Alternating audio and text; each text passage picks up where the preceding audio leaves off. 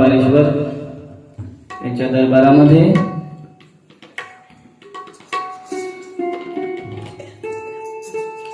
भगवान पराशर ऋषी यांच्या पदस्पर्शाने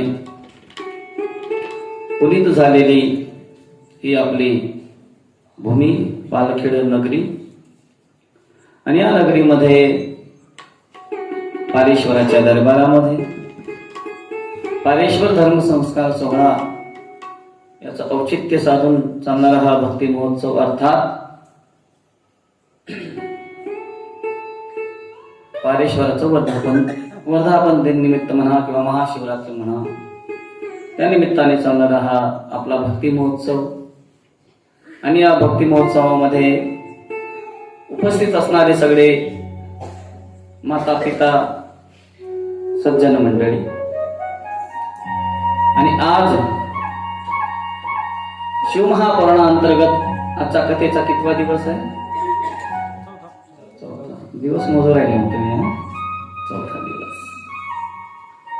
काल कथेमध्ये आपण श्रवण केलं काही गोष्टींचं.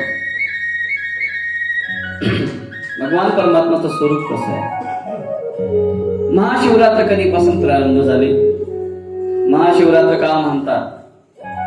कारण की ब्रह्मदेवालाही आणि भगवान विष्णूलाही अभिमान झाला होता की मोठा देव, आणि मोठेपणामध्ये दोघांचे भांडण झाले. लक्षात घ्या, मनुष्य जोपर्यंत लहान असतो ना तोपर्यंत तो दुःखी होत नाही, पण ज्या वेळेला तो मोठेपणा जीवनामध्ये मिळवतो तो त्यावेळेला तो दुःखी झाल्याशिवाय राहत नाही. मी नाही म्हणत, महाराजांचे वचन आहे, लहानपण देगा देवा.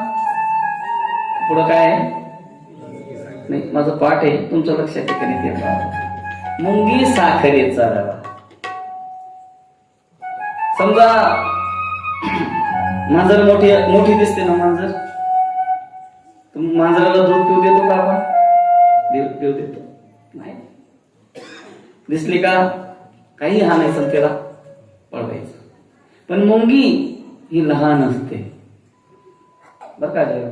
मुंगी लहान असते म्हणून ती चुपचाप साखर खाते, पण कोणाला समजतही मुंगी साखरेचा. महाराज म्हणतात, जया अंगी मोठेपण तया यातना, तुका म्हणे जाण व्हावे लहान. पण मोठेपणा त्यागणं सोपी गोष्ट नाही. मोठेपणासाठी देवादिकांची भांडणं झाली, तुमची आमची झाली, यात काही विशेष आहे का? काही विशेष नाही. अतिशय कठीण आहे. आणि त्यात मोठं असून लहान होणं त्याहीपेक्षा कठीण आहे. तुम्हाला सांगू, ह्या व्यासपीठावरून आपल्या सगळ्यांसमोर बोलणं सोपं आहे बघा. म्हणजे तेवढंही सोपं नाही आहे. काय म्हणते, इतकं सोपं आहे, माईकवर उभं राहिलं की कुठून माणसाला पूर्ण अंगाला काय चालतो? घाम चालतो. सुरुवातीला सवय नसते. पण तुम्हाला सांगतो, या व्यासपीठावरून दुसऱ्यांना उपदेश करणं सोपं आहे, पण व्यासपीठाच्या समोर कोणाच्या तरी वक्त्याच्या समोर जाऊन तिथं श्रवण करणं अतिशय काय कठीण आहे. म्हणून तुम्हाला अनेक वक्ते दिसतील जे कथा इकडं तिकडं करतात, कीर्तन करतात, पण कोणाच्या कीर्तनाला किंवा कोणाच्या कथेमध्ये ते सहसा तुम्हाला दिसणार नाही. कारण की वक्ता होणं कठीण आहे, पण वक्त्यापेक्षाही श्रोता होणं अतिशय काय आहे? कठीण. तशा पद्धतीने मोठं होणं सोपं आहे, पण मोठं होणंही मोठेपणाचा त्याग करणं काय कठीण आहे. तर आपणास काल आपण पाहिलं की त्यांच्या भांडणामध्ये मग इथं शिवलिंग प्रकट झालं, आणि ज्या दिवशी शिवलिंग प्रकट झालं ना त्या दिवसापासून महाशिवरात्र काय करायला लागलो आपण? तो साजरी करायला. दोघांचं भांडण, आणि त्यामध्ये आपण पाहिलं ब्रह्मदेवानी खोटं बोलले ब्रह्मदेव, म्हणून ब्रह्मदेवाला शाप दिला की संपूर्ण पृथ्वीवर तुमचं कुठेही मंदिर होणार. वास्तविक ब्रह्मदेव हे सृष्टीची उत्पत्ती करताय, पण तरी देखील पुष्कर हे क्षेत्र सोडलं तर ब्रह्मदेवाचं तुम्हाला कुठेही मंदिर दिसणार नाही. साक्ष कोणाची घेतली? आहे का कोणाच्या लक्षात? कोणाची? तुम्ही नव्हते का? पण तरी बरोबर आहे. गायीची घेतली आणि दुसरी केतकी पुष्पाची. खोटं बोलले, शाप दिला, गोमातेलाही शाप दिला. म्हणून गोमातेची वंदना मागच्या भागाने करतो, पण पुढच्या भागातून करत नाही, अपवित्र मानून गेला. म्हणून ही कथा आपल्याला शिकवते, साक्ष देताना सुद्धा, बोलताना सुद्धा माणसाने काय करावा? विचार करावा. नाही तर लोक सर्रास खोटं बोलतात. मी असं नाही म्हणत बोलू नये, बोलावं, वेळ प्रसंग पाहून थोडंफार कधीतरी ठीक आहे. आणि त्या दिवसापासून शिवरात्र होरात्र निहारो जितेंद्रिय अर्चयेत यथा न्यायम यथा बलवंचकः. आणि त्यावेळेला ह्या दिवसाला, शिवरात्रीच्या दिवसाला भगवान शंकरांनी आशीर्वाद दिला की जो ह्या दिवसामध्ये 24 तास माझं भजन करेल, उपवास करून, बरोबर उपवासही कसा? साबुदाण्याचे वडे, बकरीचा भात, असं खाऊन नाही, कमीत कमी फलाहार, निराहार राहून करा. निराहार जमत नसेल तर फलाहार राहून करा. खरं सांगू, म्हणजे मी खोटं बोलण्यासाठी बसलेलोच नाहीये. साबुदाणा, बगर, आपण जे काही खातो ना, वेफर, अजून काय राजगिऱ्याचा काय शिरा, अजून शिंगाड्याचा, लय वेगवेगळे पदार्थ, हे काहीही खा, आपल्याला त्याचा उपवास मात्र आपल्याला घडत नाही. उपवास, उप म्हणजे जवळ, वास म्हणजे देवाच्या सानिध्यामध्ये त्या दिवस राहणे, त्याचं जास्तीत जास्त नामचिंतन करणे. आणि एक आपलं शरीर आहे, खाऊन खाऊन शरीर हे मशीन सुद्धा थकतं, आणि एक दिवस त्याला विश्रांती मिळावी त्यासाठी उपवास असतो. पण त्या दिवशी त्या मशीनला जास्तच काय येतो? लोड येतो. कारण की भाकरी पचवायला जेवढी ताकद लागते त्यापेक्षा त्या साबुदाणे पचवायला जास्त ताकद लागते. जाऊ द्या, पण उपवास करावा. उपवास शरीरासाठीही चांगला असतो आणि मनाच्या स्वास्थ्यासाठीही चांगला असतो. बघा, तुम्ही एक दिवस उपवास करा, दुसऱ्या दिवशी तुम्हाला मानसिकताही आपली चांगली असेल आणि शारीरिक क्षमताही आपली काय असेल? चांगली असतील. काही लोक म्हणतात, महाराज तुम्ही रोज 7 दिवसाला उपवास करतात, आम्ही तर मरून जाऊ. कोणीच मरत. बिन पाण्याचा माणूस 42 दिवसापर्यंत काय करू शकतो? जगू शकतो. किती दिवसापर्यंत? 42 दिवसापर्यंत. चला जाऊ द्या. आणि मग त्यावेळेला त्या लिंगाची स्थापना करण्यात आली. येत प्रतिष्ठम येन मदिव्यम लिंगमीदृशम तत्र प्रतिष्ठम सोष्टम प्रतिष्ठोपि वत्सतो. आणि भगवान परमात्माला पुढे सुतांना विचारलं, महाराज हे शिवरात्रीचा तर महिमा आम्हाला कळाला. पुन्हा लिंग पुराणामध्ये शिवरात्रीची एक कथा येते, जी आपण मला वाटतं महाशिवरात्रीच्या कीर्तनामध्ये ऐकत असाल. पारध्याची ती कथा आहे. त्यांनी रात्रभर उपवास केला होता आणि उपवास करून, उपवास नव्हताच त्याचा, तो उपवासी होता. उपवास करणं वेगळं आणि उपवासी असणं वेगळं, दोघांमध्ये भिन्नता आहे. तर त्याला कोणी दिसत नव्हतं, प्राणी आधी, म्हणून ते बेलपत्र तोडायचा आणि खाली फेकत होता. तरी भगवान शंकर काय झाले? त्याच्यावर प्रसन्न झाले. ही कथा आपण महाशिवरात्रीच्या प्रसंगामध्ये ऐकतो. तदनंतर सुतांना प्रश्न केला की महाराज, भगवान परमात्माने ज्या नद्या निर्माण केल्या त्या नद्यांचं महत्व काय आणि कोणत्या नदीमध्ये स्नान केल्यानंतर माणसाला काय फलश्रुती भेटते?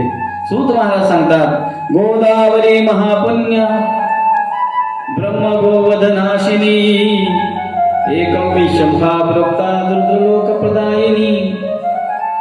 त्यावेळेला सांगतात ते जी गोदावरी मैया आहे.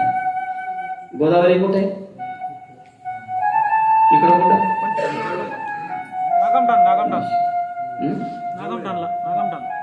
जिथं असेल तिथं. गोदावरीमध्ये जर स्नान केलं तर गोवधनाशिनी. गोवध म्हणजे गो म्हणजे काय? जर आपल्याकडून चुकून ब्रह्महत्या झाली असेल, चुकून बरं, तर त्या ब्रह्महत्याचा नाश करण्याची ताकद कोणामध्ये आहे? त्या गोदावरी नदीमध्ये.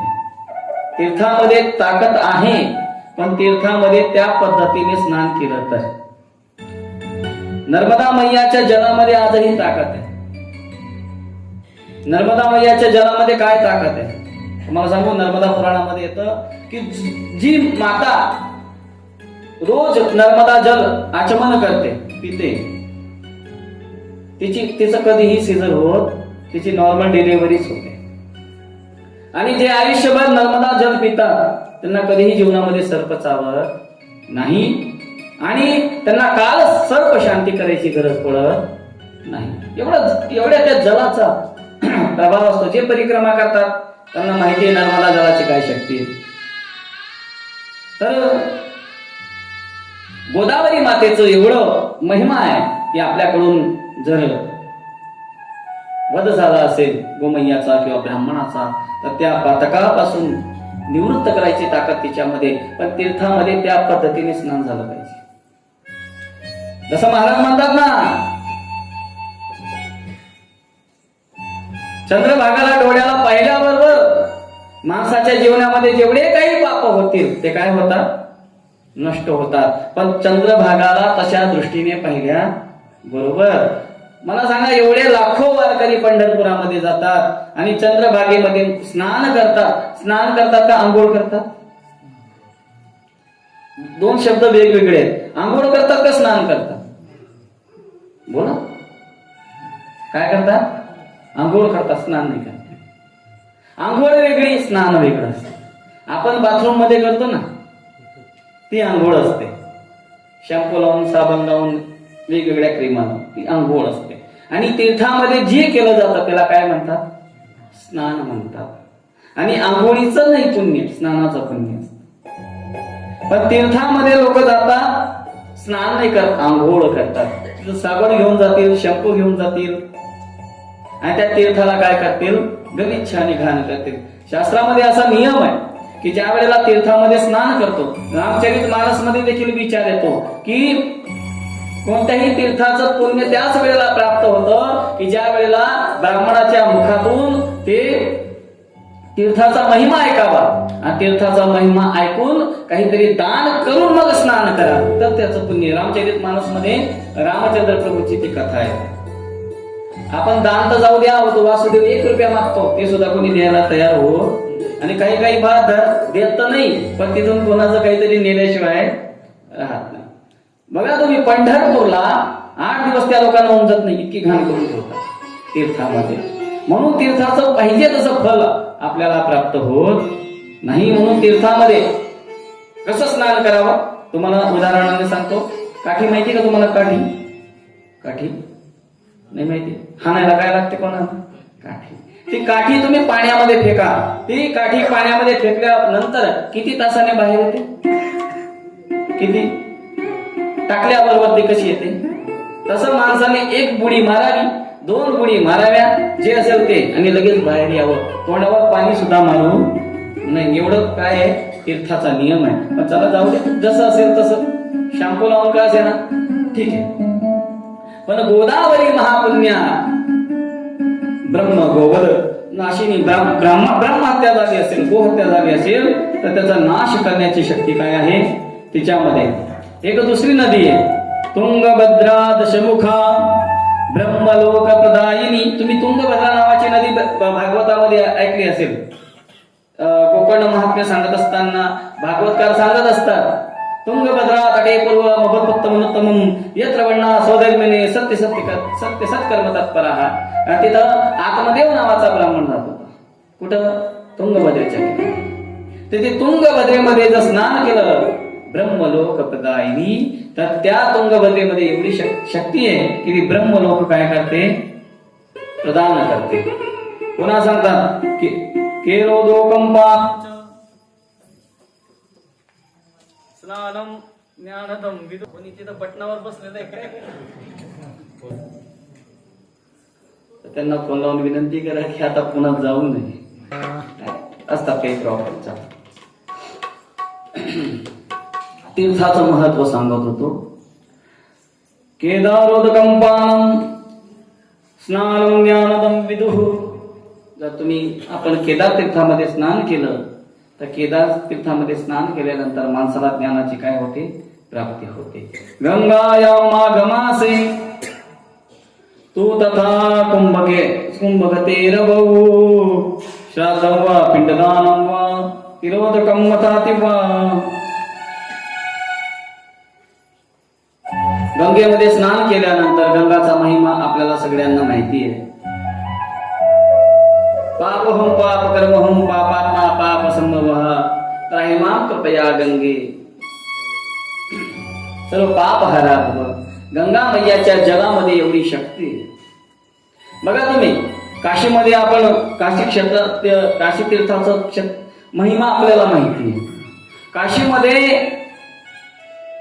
परिसरातले कितीही लोक मेले तर त्यांना जाळायला कुठं आणतात? काशीमध्ये. आतापर्यंत करोडोनी लोक तिथे जाळले असतील. पण लक्षात घ्या, जर एवढे करोडोनी लोक जाळले तर त्यांची हाड जे गंगा मैयामध्ये टाकतात ते हाड तर ते एकत्र एक ठिकाणी गोळा झाले पाहिजे होते. पण तसं होत नाही, कारण की गंगा मैयाच्या जलामध्ये एवढी शक्ती आहे की ते हाड त्या गंगा मैयाच्या जलामध्ये गेल्यानंतर ते जलस्वरूप होऊन जातात. कोणत्या स्वरूपाने होऊन जातात? जलस्वरूप. नर्मदा मैयाच्या जलामध्ये जर मेलेल्या माणसाची अस्थि टाकली तर त्या अस्थींचं दगडाचं स्वरूप प्राप्त होतं त्यांना. कशाचं स्वरूप? दगडाचं. म्हणून तुम्ही नर्मदा किनारी जर गेले तर तुम्हाला छोटे छोटे मोठे मोठे अनेक काय दिसतील? गोटे दिसतील. त्यांना नर्मदेश्वर म्हणतो आपण. और नर्मदा जी में मिलने वाला हर कंकर अपने आप में शंकर होता है. काय म्हणतात की तिथं जे नर्मदा मैयाच्या जलामध्ये जे गोटे मिळतात, दगड मिळतात ना, त्यांना प्राणप्रतिष्ठा करायची गरज. आपण पारेश्वराची प्राणप्रतिष्ठा केली ना, म्हणून दरवर्षी वर्धापन दिन करतो, हे का नाही? पण नर्मदेश्वरला प्राणप्रतिष्ठा करायची गरज नाही, कारण की ते वर नर्मदा मैयाला दिलेलं आहे. तर एवढं प्रत्येक तीर्थाचं काय आहे? महत्व. पुन्हा सांगितलं माणसाचा सदाचार कसा असावा. त्या सदाचाराचं वर्णन फार विस्ताराने येतं. माणसाने स्नान कसं करावं, स्नान करत असताना कोणत्या दिशेला तोंड करून करावं, आणि स्नान करत असताना काय म्हणावं, हे सगळं विस्ताराने विचार येतो. पण आपल्याला आंघोळीची इतकी घाई असते की आपण एवढं करत बसणार नाही, म्हणून सांगण्यात काही आनंद नाही. तर जीवनामध्ये पुन्हा यज्ञाचं येतं. अग्नियज्ञम देवयज्ञम ब्रह्मयज्ञम तथैव च गुरुपूजां ब्रह्मतृप्तिं क्रमेण गृहीण प्रभो. आपल्या जीवनामध्ये यज्ञाला फार महत्व आहे. पूर्वीचे लोक कृतयुगामध्ये, द्वापर युगामध्ये यज्ञ फार करायचे. आणि यज्ञात भवती पर्जन्यात धर्म संभव. भागवतामध्ये आपले भगवद्गीतेमध्ये देखील सांगितलं, जिथं यज्ञ होतो तर यज्ञाच्या प्रभावाने तिथं पाऊस पडल्याशिवाय राहत नाही. यज्ञ जीवनामध्ये फार महत्वाचं आहे. आणि यज्ञाने भगवत प्राप्ती सुद्धा शक्य आहे. शक्य नाही, होतेच. बघा आपल्याला माहिती आहे, राजा दशरथ यांना पुत्र संतती नव्हती. पण ज्या वेळेला वशिष्ठांच्या सांगण्यावरून त्यांनी यज्ञ केला आणि त्या यज्ञाच्या माध्यमातून जो प्रसाद आपल्या पत्नींना दिला, त्या माध्यमातून काय झालं? त्यांना पुत्र संतती प्राप्त झाली. असे अनेक कथा आपल्याला पाहायला मिळतील यज्ञाच्या माध्यमातून. यज्ञ जीवनामध्ये फार महत्वाचा. भागवतामध्ये सुद्धा याचा विचार येतो. समजा माता भगिनी, आपल्याकडून रोज पाप होतं, म्हणजे यांच्याकडून होत नाही असं नाही, प्रत्येकाकडून होतं. पापाचे तसे तर 10 प्रकार आहेत. पण जर 2 प्रकार पाहिले तर एक आहे ज्ञात पातक आणि दुसरा आहे अज्ञात पातक. अज्ञात पातक कशाला म्हणतात? आपल्याला माहिती नाही, आपल्याला करायची इच्छा नाही, पण तरी देखील आपल्याकडून होतं, त्याला काय म्हणतो आपण? अज्ञात पातक. आता पातक तर पातक आहे आणि पातकाचं फल मात्र भोगावं लागतं. मग अज्ञात पातकांच्या निवृत्तीसाठी काय करावं? तर 5 यज्ञ सांगितलेत भागवतामध्ये. रोज माता भगिनींनी 5 यज्ञ करावे. पण ते यज्ञ कोणते कोणते? पहिला यज्ञ सांगितला आहे की माता भगिनींनी किंवा घरातल्या महिलेने काय करावं? तर गोग्रास. रोज आपण जो स्वयंपाक करतो ना, त्या स्वयंपाकातली एक छोटीशी पोळी गोमातेसाठी काढावी आणि ती पोळी गोमातेला, खेडेगावात तर शक्य आहे, शहरामध्ये नाही शक्य, पण खेडेगाव घालावी. पण कोणती? सगळ्यात अगोदर बनवलेली. आपण घालतो पण सगळं घर खाऊन उरलेली पोळी आपण कोणाला खाऊ घालतो? गोमातेला. आणि गोमातेमध्ये किती कोटी देवता आहेत? 33 कोटी देवता. आणि 33 कोटी देवांना आपण आपलं उष्ट खाऊ घालतो. मग ते पुण्य होतं का पाप होतं? म्हणून गोग्रास, अग्निभोजन. पूर्वीच्या माझ्या मायमावल्या स्वयंपाक कशावर करायचे? चुलीवर करायचे. आणि चुलीवर केल्यानंतर जे काही बनवलं असेल, समजा चहा देखील बनवला असेल, थोडासा तो काय करायचा? अग्नीमध्ये. काही बनवलं असेल थोडस अग्नीमध्ये टाकायचं. त्याला अग्निभोजन म्हणतात. कारण की शास्त्रामध्ये भगवंताचे 2 मुख सांगितले. एक आहे अग्नी आणि दुसरे ब्राह्मण. ब्राह्मण भगवंताचं मुख आहे आणि अग्नी देखील भगवंताचं काय आहे? मुख आहे. म्हणून या 2 लोकांना तृप्त केलं की भगवान आपोआप काय होतात? तृप्त होतं. अग्नीमध्ये स्वाहा काय म्हणतात? आपण यज्ञ करतो, उद्यापासून आपला यज्ञ प्रारंभ होईल. स्वाहा म्हणतो ना आपण. स्वाहा म्हटलं की भगवान परमात्मा पर्यंत ते काय पोहोचतं? ते भोजन पोहोचत असतं. स्वाहा. आणि ब्राह्मणाने केलं आहा, तर समजायचं की देव काय झाला? प्रसन्न झाला.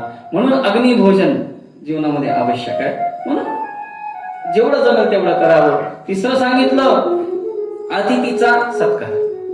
अतिथी कोणाला म्हणतात? जो टाइम टेबल, काळ, वेळ सांगून येत नाही, जो कधीही कोणत्या वेळेला येऊ शकतो, त्याला काय म्हणतात? अतिथी. आणि ज्ञानोबा काय म्हणतात? जर ती घराची माऊली अतिथीचा अपमान करत असेल तर अपमानिली या अतिथी ने सुकृताची संपत्ती, सगळी संपत्ती नाशी होते जर अतिथीचा अनादर झाला तर. 4थं सांगितलं की थोडेसे दाणे घ्यावे आणि त्या आपल्या अंगणामध्ये किंवा आपल्या टेरेसवर, धाब्यावर ते टाकावेत. पक्षी येतील, ते दाणे खातील. आणि 5वं सांगितलं जवळ कुठं जलाशय असेल तर त्या जलाशयामध्ये त्या गव्हाचा कणकेचा उंडा करावा, त्याचे छोटे छोटे गोळे करावे आणि त्या पाण्यामध्ये, जलाशयामध्ये टाकावे. मासे ते खातील. किंवा घराच्या बाहेर कुठेतरी कोपऱ्यामध्ये थोडीशी साखर टाकावी, ते मुंग्या खातील. हे 5 यज्ञ जर नित्य केले तर माणसाला म्हणजे जे अज्ञात पातक, फक्त माता भगिनी नाही, आपण जरी केले तर अज्ञात पातकापासून आपली काय होते? निवृत्ती होते. आणि जे ज्ञात पातक, जे जाणून बुजून केलेले आहे, ते ज्ञात पातक भगवान परमात्माच्या नामस्मरणाशिवाय ते शक्य नाही. पण यज्ञाचा येतो महत्व सांगतात. अग्नि यज्ञम, देव यज्ञम, ब्रह्म यज्ञम तथैव. अनेक प्रकारचे यज्ञ आहेत आणि अनेक प्रकारच्या यज्ञाचा काय सांगतात? महिमा सांगतात. पुन्हा भगवान परमात्माचा नैवेद्याचा इथं विचार येतो. मला सांगा, असे किती घर तर भरपूर असतील, असे किती लोक तिथं बसलेले की त्यांच्या घरामध्ये रोज आपण दैवाला नैवेद्य देतो, असं कोणी आहे काही? किती घर असतील? 1, 2, 3, 4, 5, 6, 7, 10 तरी होऊ द्या. 10 तरी होऊ द्या. करा ना, खोटं हात वर करा. खाली याची मी गॅरंटी घे, पारेश्वराच्या दरबार 7 लोक. का 7 लोकांचंच गाव आहे काय? बरं मला एक सांगा, भगवान परमात्मा खातो का? आपण रोज खाऊ घालता ना? खातो. देव खात नाही तरी आपण देवाला नैवेद्य देत नाही. आणि जर देवाने खाल्लं असतं तर मग तर आपण दिलंच नसतं. आणि दिलं असतं तर रेशन कार्ड मध्ये पहिलं नाव त्याचं टाकलं असतं, सांगितलं जास्त दे बाबा, त्याला जास्त. खात नाही तरी आपण देत नाही. देव खात नाही असं नाही, देव खातो, पण त्याची भावना. का? शबरीचे बोरून नाही खाल्ले देवाने, विदुराच्या कड्या नाही खाल्ल्या देवाने, सुदामाचे पोहे नाही खाल्ले देवाने. सगळ्यांच्या हाताने होते. काय आताच उदाहरण नामदेवरायांच्या हाताने भगवान परमात्माने नैवेद्य खाला. नामदेवरायांचे ते काकड्याच्या अभंगा म्हणतात ना, दूध पियो मोरे गोविंद लाला, दूध पियो मोरे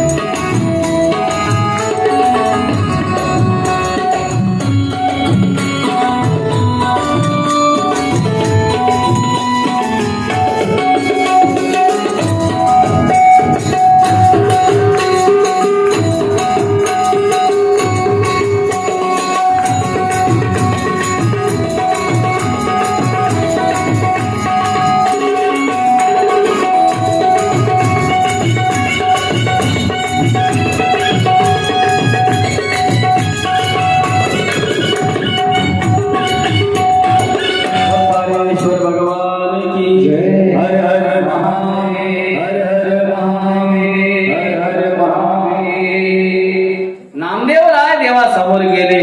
देवांना सांगितलं, देवा हो दूध प्या ना. देव काय दूध पितो का? देव दूध प्यायला तयार नाही. मग नामदेवरायांनी काय म्हणावं? देव पित नाही ना, मीच पिऊन घेतो असं म्हणावं का? नामदेवरायांना वाटलं की देवाला दुधाबद्दल शंका आहे. जर्सीचं तर नसेल, म्हशीचं तर नसेल. नामदेव महाराज म्हणतात, महाराज जर्सीचं नाही हो, म्हशीचं तर मुळीच नाहीये. काला बछडा कपिला गाई दूध दुहावत. मी स्वतः दूध काढलेलं आहे कपिला गाईचं, गावरान गाय प्युअर. तरी देव दूध प्यायला तयार नाही. नामदेव महाराज म्हणतात, देवा जे पात्र आहे ना, पितळाचं तांब्याचं स्टीलचं नाही बरं, सोने का गडवा दूधने भरियो पियो नारायण आगे धरियो. असं सांगितलं तरी देव दूध प्यायला तयार नाही.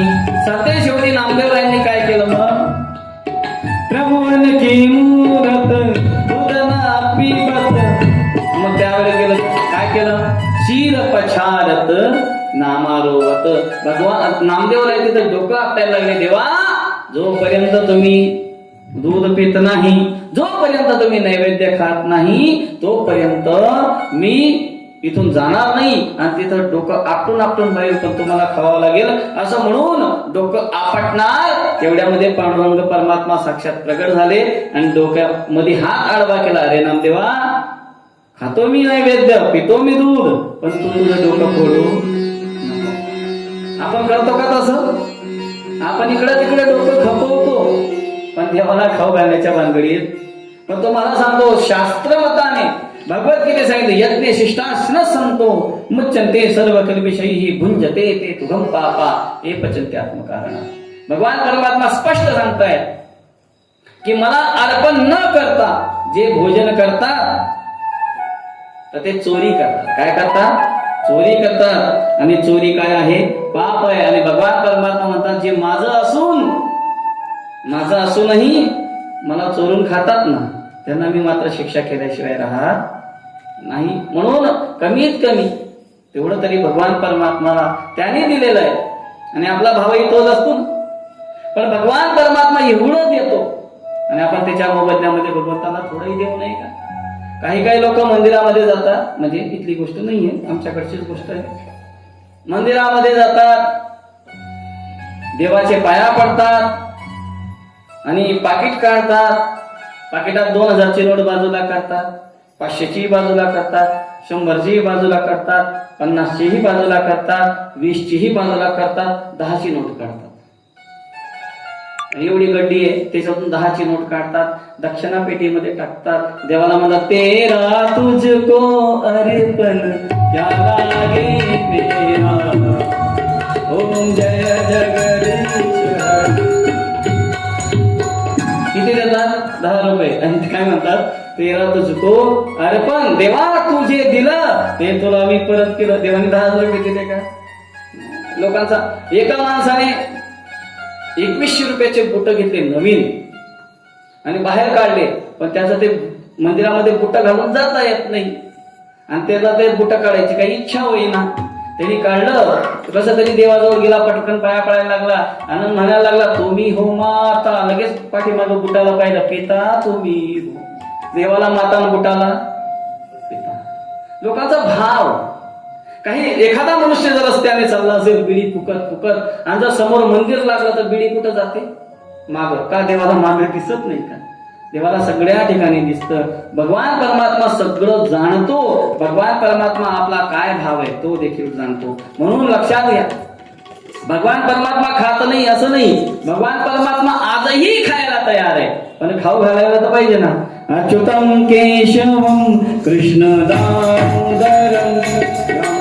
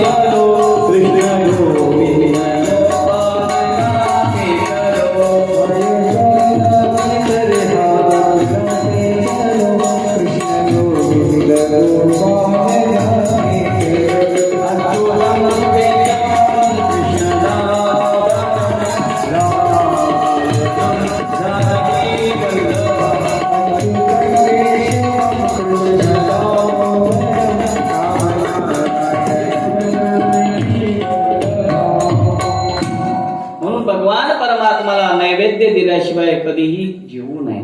आणि भगवान परमात्माच्या सानिध्यामध्ये जी गोष्ट येते ना ती प्रसाद होते. आपण घरी खातो तो शिरा, आणि सत्यनारायणाच्या कथेमध्ये खातो तो शिरा असतो का प्रसाद असतो? प्रसाद असतो. आपण घरी मसाले भात खात नाही का? खातो. आणि पारेश्वराच्या मंदिरामध्येही खातो, पण दोघांमध्ये फार फरक आहे. घरी खातो तो मसाले भात, इथं खातो तो प्रसाद. आणि जर आपल्याला आपलं दुःख घालवायचं असेल तर प्रसादे सर्व दुःखानां हानी रस्योपजायते. प्रसाद माणसाने जीवनामध्ये भक्षण करावा, माणसाचं दुःख काय होतं? नाहीच होतं. म्हणून इथं ऋषी सांगतायत, महाराज सांगतायत की या सूत महाराज सांगतायत की या भगवान परमात्माच्या नैवेद्याचा काय महिमा आहे तो मी देखील माझ्या मुखाने वर्णन करू शकत नाही. शिवभक्तम शुची शुद्ध सदवत्ते दृढ निश्चयः भक्षे शिव नैवेद्यम तेत ग्राह्य भावजनम. तर माणसाने सुशीलभूत होऊन भगवान परमात्मा नैवेद्य अर्पण करून तो नैवेद्य माणसाने काय करावा? भक्षण करावा. आणि नैवेद्य भक्षण केल्याने काय होतात? दृष्ट्वापि शिवम नैवेद्यम याति पापानि दूरतः भुक्ते तो शिव नैवेद्ये पुण्याना यान्ति कोटिशः. तर माणसाच्या जीवनामध्ये जे काही दोष असतील, जे काही पाप असेल, तर भगवान परमात्माचा नैवेद्य भक्षण केल्यानंतर ते माणसाचं दोष सगळे काय होतात? निघून जातात. बघा, भगवान शंकराची पूजा इथं तुम्हाला फार आनंद होतो. पारेश्वराचा दरबार आहे, इथं स्वच्छता, पवित्रता सगळ्या गोष्टी आहेत.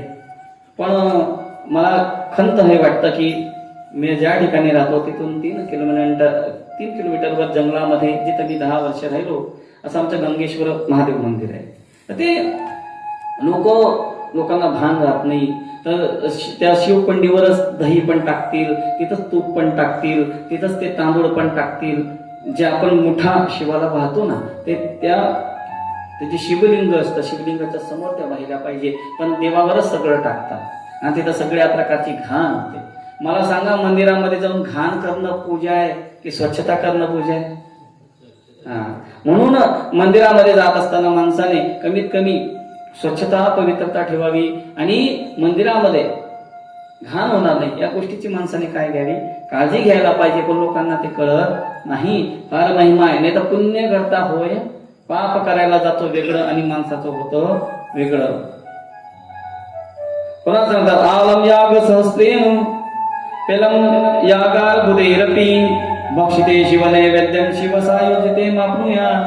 जो रोज शंकर भगवंताला नैवेद्य अर्पण करून तोच नैवेद्य रोज खातो, त्याला 1000 यज्ञ केल्याचं काय लागतं? पुण्य लागतं. एवढा त्या शिव नैवेद्याचा काय आहे? महिमा आहे. यद्गृहे शिव नैवेद्य प्रचारोपी प्रजायते तद्गृहम पावनम सर्व मन्य पावन कारणम. आणि ज्या घरामध्ये रोज भगवान परमात्माला, भगवान शंकराला नैवेद्य देऊन आणि ते नैवेद्य ते घर भक्षण करत असेल तर ते घर अतिशय काय होतं? पवित्र होतं. आणि त्या घरातली जी संतती आहे ती संतती देखील पवित्र जन्माला येते. हा त्या काय, कारण की शास्त्र सांगतात, जैसा खावे अन्न ऐसा होवे मन. आपण जसं अन्न खाऊ आपलं मन देखील तशा पद्धतीने होतं. म्हणून आगतम शिव नैवेद्यम मन्यता ग्राह्य मित्यपि बिल्वमपि पाप संबंधो भवत्यहि मानवः. तशाच पद्धतीने जसं शिव नैवेद्याचा विचार आला तशाच पद्धतीने पुढं लिंगाचा महिमा येतो. शिवलिंग जे आहे, शाल भवे लिंगे रसलिंगे तथा द्विजा पाषाणे राजते स्वर्णे स्वसिद्धी प्रतिष्ठितः. मग कोणत्या लिंगाची पूजा केल्याने काय माणसाला फल प्राप्ती होते, त्या सगळ्या गोष्टींचा विचार इथं आलेला आहे. पुढं बिल्व महिमा सांगितली, जे बिल्वपत्र आपण वाहतो. बघा, भगवान शंकर असे आहेत की जे कोणालाच चालत नाही, ते भगवान शंकराला चालतात. भगवान शंकराला कोणतं फुल आवडतं? कोणतं फुल आवडतं? धोत्राचं. तुम्हाला तरी आवडतं का? माता भगिनी कधी लावलंय तुम्ही डोक्यामध्ये ते धोत्र्याचं? त्याला काटे असतात, ते पांढरं फुल असतं, ते फळ असतं, त्याचं अजून काट्याला. आपल्याला आवडत नाही. जे कोणाला आवडत नाही ते कोणाला आवडतं? भगवान शंकराला.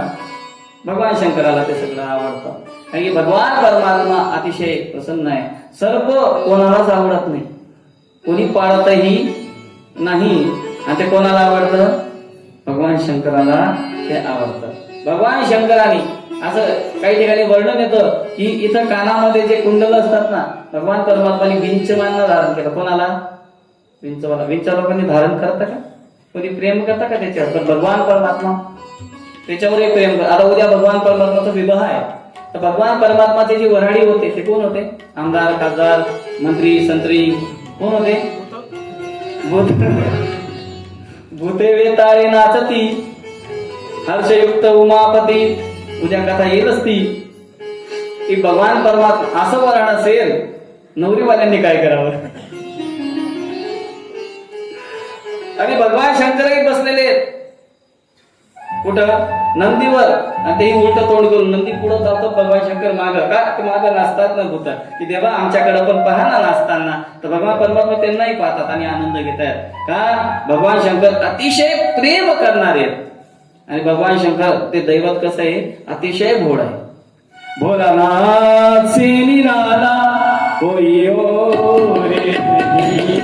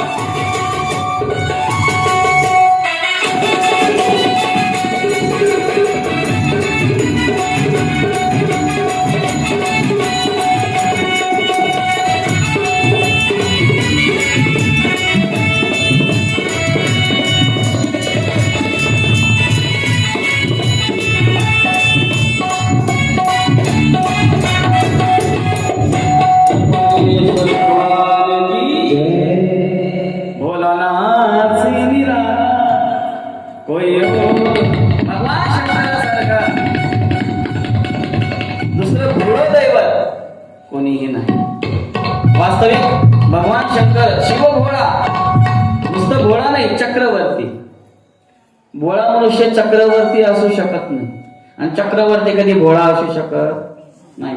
भोळा माणूस कधी राजा असू शकत, राजा माणूस कधी भोळा असू शकत. भोळा कोणाला म्हणतात? भोळ्याच्या अनेक व्याख्या, पण एक व्याख्या सांगेल, ज्याला कोणीही फसवतं, ज्याला कोणीही फसवतं, त्याचा पोटचा मुलगाही फसवून देतो कधी कधी, व तो मात्र कधी कोणाला फसवत नाही, त्याला काय म्हणतात? आहे ना, व्यवहारामध्ये बरेच लोक असतात ज्यांना काही सांगितलं ना आपलं खरं वाटतं, त्यांना ते खरी मनाचे असतात. आपलं काही खरं वाटतं, आपण झाले भोळा येतो, काय म्हणतो आपण त्याला? भोळा आहे. काय काय म्हणतो? इतका भोळा ना, जणू महादेवच, काय म्हणतात त्याला? इतका भोळा आहे. पण तुम्हाला सांगतो, व्यवहारामध्ये जास्त भोळं असणंही चांगलं नसतं बरं. ज्याला कोणीही फसवतं, मात्र भोळा मनुष्य कधी कोणाला फसवत नाही. आपण देवाला फसवतो, महादेवाला फसवतो, पण देव असा आहे, आपल्यावर कृपा करतो. आपण काही केलं तर तो म्हणतो जा ठीक आहे, काही हरकत नाही. एक गावामध्ये असाच मनुष्य भोळा होता, आता त्याला पर्याय नाही, स्वभावाला औषध म्हणतात ना नसतो. आता ज्याचा त्याचा स्वभाव बांधला जातो, त्याला काय करणार आहे? त्याचा भोळा स्वभाव, आणि काही झालं व्यवहारामध्ये, काही चूक झाली, तो भोळा, आणि त्याची बाई गावात 1 नंबर चॅप्टर, आणि ते नेहमी त्याला म्हणायची, अहो तुम्ही एवढे भोळे की तुम्हाला कोणीही फसवतं, थोडस सांभाळून मला विचारत जा, मला पुसत जा, मग करत जा काय व्यवहार करायचा. पण तो बिचारा समोरच्याच्या बोलण्यामध्ये यायचा, लगेच हो म्हणायचा आणि फसायचा. ते नेहमी म्हणायचे, तुम्ही इतके भोळे, तुम्हाला कोणीही फसवतं, तुम्ही इतके भोळे, तुम्हाला कोणीही फसवतं. तो एक दिवशी कंटाळला आणि ही म्हटली, काहीतरी चूक झाली असेल, ती म्हटली, अहो तुम्ही इतके भोळे, तुम्हाला कोणीही फसवतं. म्हणजे बरोबर आहे तुझं, मग इतका भोळा आहे की मला कोणीही फसवतं. पण खरं सांगू, मला फसवायची सुरुवात तुझ्या बापाने केली, तू माझ्या पदराला बांधून केली, फारच कमी. म्हणून भोळ, पण भगवान शंकर भोळा असं नुसतं भोळे नाही, तर ते काय आहे? चक्रवर्ती आहे, ज्ञान चक्रवर्ती आहे. शास्त्रामध्ये असं वर्णन येतं की जे शब्दांची रचना, जे शब्दांची निर्मिती झाली आहे, ते भगवान शंकराच्या डमरू मधून झाले. जे आपण क ख ग ग च छ ज ज य ट ठ द ध न प प म य ल ल व श ळ ह प आहे ना, होतं ना शाळेत, ABCDEFG ते आता निघालं. पण पहिले जे वर्ण होते, मुळाक्षर होते, ते भगवान शंकराच्या उनका डमरू डम डम बोले, आगम निगम के भेद तोले. भगवान शंकर हे नुसते भोळे नाही, तर चक्रवर्तीही आहे. पण असं आहे, प्रसन्न झाले मग काही देऊन टाकतील, काय देतील याचा काही भरोसा नाही. भस्मासुराची कथा आपल्याला माहिती. तो म्हणायचा, महाराज तुमच्यासाठी मला लांब लांब भस्म आणायला जावं लागतं, कधी कधी मरतात, कधी कधी लोक मरत नाही, तुमच्यासाठी नवीन भस्म भेटत नाही.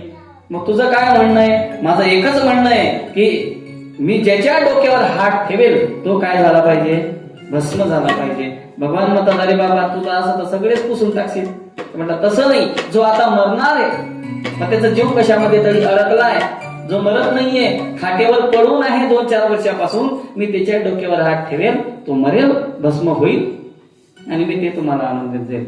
आता भगवान शंकर म्हटलं काही हरकत नाही, पण ते भोळे ते मंत्र वर देऊन बसले, ठीक आहे तू ज्याच्या डोक्यावर हात ठेवशील त्याचं काम होईल. आणि महाराज वर मिळाला की लगेच त्याची बुद्धी बदलली आणि लगेच तो कोणाच्या डोक्यावर हात ठेवायला लागला?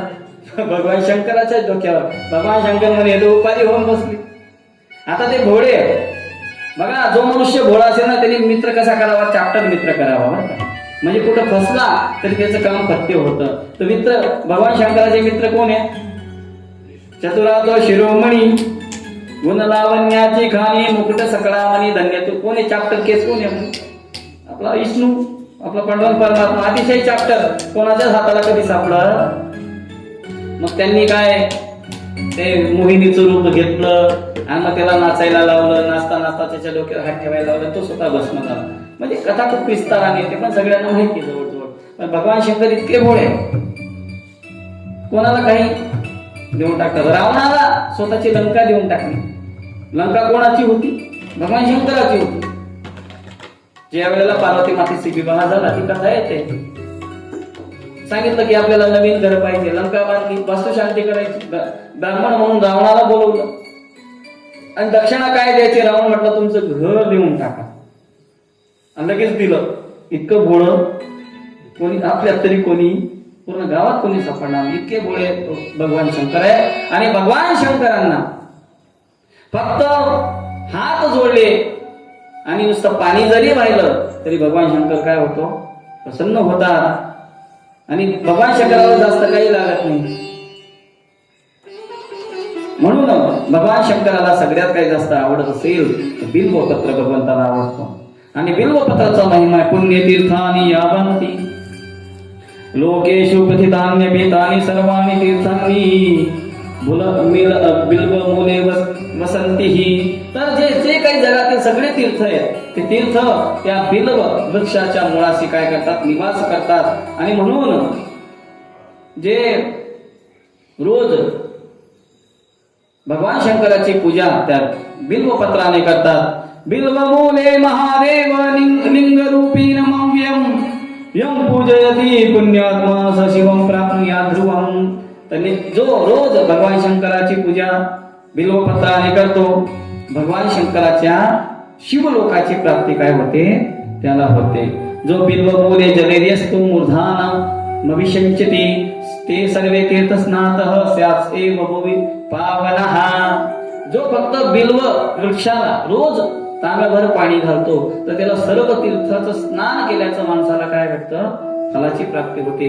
बघा आता गंगा, यमुना, गोदावरी, सरस्वती, नर्मदा एवढ्या सगळ्या नदींचं रोज स्नान करायचं म्हटल्यावर आपल्याला शक्य आहे का?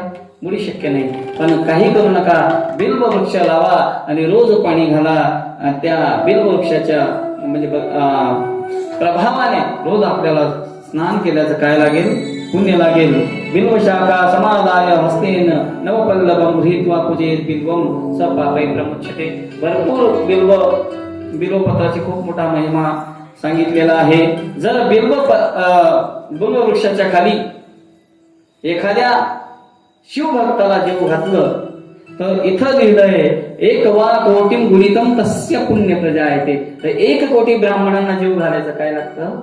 पुण्य लागतं. शिवमहापुराणामध्ये त्याचं काय तर बिल्व मूले क्षीरयुक्त मनम माजेन संयुतम साधनित शिव भक्ताय सदरिद्रो न जायते. आणि जो बिल्व वृक्षाच्या खाली ब्राह्मणाला खीर खाऊ घालतो त्याचं सगळं जीवनातलं दारिद्र्य काय होतं?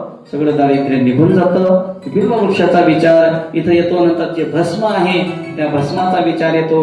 भस्माचे प्रकार किती आहे? त्या दिग्भस्म, रहितम भालम, दिग्मा शिवालयम. भस्म लावल्याने काय होतं? त्या सगळ्या गोष्टींचा विचार इथं येतो. काय आपण शिवाचे भक्त आहात आणि आपल्याला सगळ्यांना माहिती आहे म्हणून जास्त काही सांगायची गरज नाही. त्याच्यानंतर भगवान शंकर गळ्यामध्ये काय धारण करतात? रुद्राक्ष. रुद्राक्ष म्हणजे भगवान शंकराच्या अश्रूतून निर्माण झालेले ते काय आहेत? ते मणी आहेत. भागवतामध्येही ही कथा येते की ज्या वेळेला सनत कुमार निर्माण झाले, सनत कुमार आहेत, सनंदन, सनातन आणि सनत कुमार. ज्या वेळेला ते प्रगट झाले मानसी सृष्टीद्वारे त्यावेळेला त्यांना सृष्टीचा विस्तार करायला सांगितला.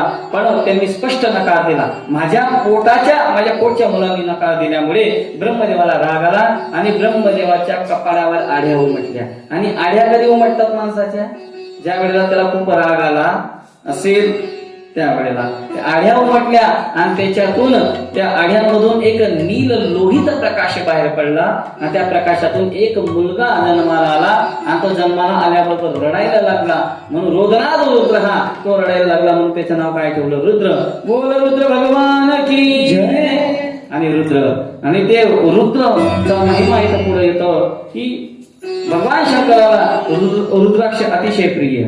शिवप्रिय तमो देयो रुद्राक्ष प्रपावनः दर्शना स्पर्शना जाया स्वरूपापः स्मृतः. पण ते रुद्र ही कसे असावेत? ओरिजिनल असावेत. ते रुद्राक्ष धारण केलं जसं तुळशी माळा धारण केल्यानंतर अतिप्रियावरील तुळसी बुक्का तैसीच प्रीती करी भोळ्या भाविका नामापद पंकज पादुका श्रीमस्तकी वंदितसे. तुळशी माळा धारण केल्यानंतर भगवान परमात्माला तो भक्त आवडायला लागतो, तसं रुद्राक्ष धारण केल्यानंतर तो भक्त भगवान शंकराला आवडायला लागतो. म्हणून भगवान शंकराचं आवडतं व्हायचं असेल, भगवान विष्णूचं आवडतं व्हायचं असेल तर तुळशी माळा धारण करावी, रुद्राक्ष धारण करावी. आणि जोपर्यंत गळ्यामध्ये माळा नाही आणि तोपर्यंत कितीही भक्ती केली ते इनलिगल भक्ती समजली जाते. इनलिगल म्हणजे औपचारिक समजली जात नाही. कारण की एखाद्या माऊलीच्या गळ्यात मंगळसूत्र नसेल, कपाळाला कुंकू नसेल, तोपर्यंत ती माऊली त्या पुरुषाची पत्नी मानली जाते नाही. आणि माऊलीने कितीही छान शृंगार केला असेल नखशिकांत, पण तिच्या कपाळाला कुंकू आणि आजच्या भाषेमध्ये काय म्हणतात त्याला, टिकली. काय म्हणतात, टिकली तर टिकली, नाही तर कुठेही हुकली, कपाटाला चिटकली, बाथरूमला चिटकली, गोधड्यांनाही चिटकली, म्हणून टिकली. तर ते टिकली जी असेल ते चलो काय हरकत नाहीये. पण ते जोपर्यंत ते धारण करत नाही ती माऊली, तोपर्यंत तिचा शृंगार पूर्ण होत नाही. नाथ माणसाचा रांडवेने जेवे शृंगार उपाय केला, प्रेमे विन झाला ज्ञानी तैसा, प्रेम सुख देई प्रेम सुख देई, प्रेमे विन नाही समाधान. म्हणून जसं ती माऊलीचा शृंगार मंगळसूत्र विना पूर्ण होत नाही, तशा पद्धतीने त्या भक्ताचा शृंगार त्या माळे विना, त्या गंध विना पूर्ण होत नाही. म्हणून जे शिवभक्त आहे त्यांनी भस्म धारण करावं, जे वैष्णव आहे त्यांनी काय करावा, ऊर्ध्व कुंड भाड कंठी शोभे माळ, कापीची करी काळ तया भेने. मग आता ते रुद्राक्ष कुठं कुठं निर्माण झाले, कसे निर्माण झाले त्याची कथा येते. आणि एकमुखी रुद्राक्षाचा काय महिमा, दोन मुखीचा काय, तीन मुखीचा काय, चार मुखीचा काय, आपल्या सगळ्यांना माहिती आहे. पण कधी कधी आपल्याला थोडासा विसर पडतो, म्हणून अगदी थोडक्यात सांगतो. एक भक्त शिव साक्षात भुक्ती मुक्ती फलप्रदः, तस्य दर्शन मातेन ब्रह्महत्या विपुहती. जे एकमुखी रुद्राक्ष आहे ते जर ओरिजिनल एकमुखी रुद्राक्ष आपल्याला प्राप्त झालं आणि ते जर आपण धारण केलं तर ब्रह्महत्येच्या पातकापासून माणसाची काय होते, निवृत्ती होते. आणि ते भगवान शंकराचं काय मानलेलं आहे, स्वरूप मानलेलं आहे. दिव्यक्रो देव देवेश सर्व काम फलप्रद. दोन मुखी रुद्राक्ष धारण केल्यानंतर सर्व जी माणसाची मनोकामना आहे ती काय होते, पूर्ण होते. दिव्यक्त यो हि रुद्राक्ष साक्षात साधन सदा, तत्प्रभाधा भवित्युद विद्या सर्वा प्रतिष्ठितः. तीन मुखी रुद्राक्ष धारण केल्याने माणसाला सर्व प्रकारची विद्या प्राप्त होते. ज्या मुलांचं बुद्धी एकाग्र होत नाही, जे अभ्यासामध्ये ज्यांच्या अभ्यासामध्ये मन लागत नाही, अशा मुलांच्या गळ्यामध्ये किंवा हातामध्ये तीन मुखी रुद्राक्ष घालावा. त्यांना विद्येविषयी अभ्यासाविषयी काय होते, आवड निर्माण होते. चतुर्थ वक्त्र स्वयं ब्रह्मा नरहत्या व्यपोहती. जर नरहत्या झाली असेल तर आपल्याकडून चुकून काय करावं, चतुर्मुखी रुद्राक्ष माणसाने धारण करावा. पंचमुखी रुद्राक्ष धारण केल्यानंतर माणसाच्या सर्व मनोकामना काय होतात, पूर्ण होतात. सहामुखी रुद्राक्ष धारण केल्यानंतर, सहामुखी रुद्राक्ष कार्तिकेय रूप आहे आणि ते सर्व धारण केल्यानंतर ब्रह्म हत्या आदी सगळे जे काही पाप आहे त्या सगळ्या पापांचा काय होतो, नायनाट होतो. सप्तमुखी रुद्राक्ष धारण केल्यानंतर सर्व दारिद्र्याचा नाश होतो. अष्टमुखी रुद्राक्ष हे वसुरूप मानलेलं आहे. जे अष्टवसू आहेत ना, त्या अष्टवसूंचं रूप ते मानलेलं आहे. आणि म्हणून ते धारण केल्यानंतर माणसाचं जी आयुष्य मर्यादा कमी असेल तर त्याची आयुष्य मर्यादा काय होते, वाढते. नवमुखी रुद्राक्ष हे कपिल स्वरूप मानलेलं आहे आणि ते आदिशक्तीचं रूपही नवदुर्गा आपण ज्याला म्हणतो ते नवदुर्गेचं स्वरूप मानलेलं आहे. ते धारण करावं. दहामुखी रुद्राक्ष धारण करावं माणसाने. ते जनार्दनाचं स्वरूप मानलेलं आहे आणि ते धारण केल्यानंतर सर्व मनोकामना पूर्ण होतात. एकादश जे रुद्राक्ष आहे ते रुद्राक्ष परमेश्वरी रुद्रो धारण तस्य सर्वत्र विजयी भवेत. आणि जो ते रुद्राक्ष धारण करतो त्याला सगळ्या ठिकाणी विजयाची काय होते, प्राप्ती होते. त्याला अपयश कधीही जीवनामध्ये प्राप्त होत नाही. जो द्वादशमुखी रुद्राक्ष धारण करतो आणि त्याश्चैव ते सर्वे द्वादशैव सीतास्तः 12 आदित्य सांगितलेले आहे. ते 12 आदित्यांचं ते काय आहे, प्रतीक आहे. 13मुखी रुद्राक्षाचा विचार येतो. जी माऊली 13मुखी रुद्राक्ष धारण करते तिचं सगळं सौभाग्याचं काय होतं, वर्धन होतं. चतुर्दशमुखो यो हि रुद्राक्षं परमं शिवः धार्यं बुद्धी तम भक्त्या सर्व पाप प्रणश्यति. आणि चतुर्मुखी रुद्राक्ष धारण केल्यानंतर सर्व पापांची काय होते, निवृत्ती होते. असा रुद्राक्षाचा महिमा. आणि इथं जे आपलं पहिली संहिता आहे, पहिली संहिता इथं काय होते, समाप्त होते. आता दुसरा संहिता आहे ती रुद्र संहिता. आणि रुद्र संहितेमध्ये 5 खंड आहेत. त्याच्यामध्ये सृष्टीखंड आहे, त्याच्यामध्ये सतीखंड आहे, पार्वती खंड आहे, कुमार खंड आहे आणि युद्धखंड आहे. 5 प्रकारचे खंड आहे. त्या खंडांची कथा आहे ते.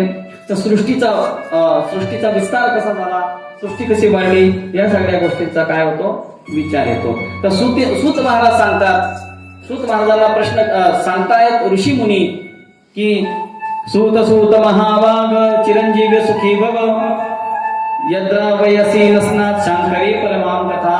हे सूत, हे महाभाग्यवान, तुम्ही काय चिरंजीव हो, आशीर्वाद देताय आणि तुम्ही एवढी भगवान परमात्माची सुमधुर कथा मला सांगतायत, तर आमचं मन काही भरत नाही. तर तुम्ही आम्हा पुन्हा भगवान शंकराची कथा तुम्ही आम्हाला सांगा अशी विनंती करताय. ज्या वेळेला भगवान शंकराचा अधिक महिमा आम्हाला सांगावा, भगवान शंकराने आपल्या जीवनामध्ये अधिक काय लीला केल्या आणि भगवान शंकर एवढे सगळ्यात श्रेष्ठ कसे ठरले ते तुम्ही आम्हाला सांगावं, असं सांगत असताना ते सांगायला लागले. आणि हाच प्रश्न नारदांनी ब्रह्मदेवाला विचारला होता. कारण की नारदांना असं वाटायचं ब्रह्म माझे पिता आहेत, तर ब्रह्मदेवापेक्षा कोणताही देव मोठा नाही असं वाटायचं. पण ज्याही वेळेला ब्रह्मदेवाला पाहिलं तर ब्रह्मदेव कशामध्ये असायचे, ध्यानामध्ये निमग्न असायचे, नामचिंतनामध्ये काय असायचे, निमग्न असायचे. आणि मग त्यावेळेला नारदांनी प्रश्न केला की तुम्ही कोणाचं ध्यान करतात. तोच प्रश्न म्हणजे तुम्ही कोणाचं ध्यान करतात. आणि त्या ध्यान सांगत असताना भगवान शंकराचा महिमा सांगायला लागले. तर तेच पुढं ती कथा येते. एकदा भगवान शंकर एके ठिकाणी तपश्चर्या करायला गेले आणि तपश्चर्या करत असताना भगवान शंकर राम नामाचा जप करताय. राम राम राम राम राम राम राम राम राम राम राम त्याचा अखंड ध्वनी चालू आहे. आणि त्यावेळेला तिथं साक्षात कामदेव आला आणि ते कामदेवाने भगवान शंकराच्या अंतःकरणामध्ये विकार निर्माण करायचे प्रयत्न केला. पण भगवान शंकर नामामध्ये एवढे निमग्न आहेत की त्यांच्या अंतःकरणामध्ये विकार निर्माण झाला नाही. पण सरते शेवटी त्यांच्या ध्यानामध्ये व्यत्यय येतोय म्हणून भगवान शंकर रुष्ट झाले आणि भगवान शंकर रुष्ट होऊन तिसरा डोळा उघडला. आणि तिसरा डोळा उघडल्याबरोबर उपायमान झालेली दृष्टी त्या रामदेवावर पडल्याबरोबर रामदेव काय झाला, लागले नाही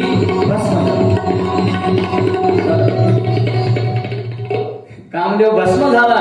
आणि कामदेव भस्म झाल्यानंतर त्याची पत्नी होती रती. आणि त्या रतीने भगवान शंकराला प्रार्थना केली की भगवान आम्ही जे काही केलं त्या सृष्टीच्या विस्तारासाठी केलं, आमची वैयक्तिक काही भूमिका यामध्ये नव्हती असं सांगितल्यानंतर मग भगवान शंकर आता भोळे.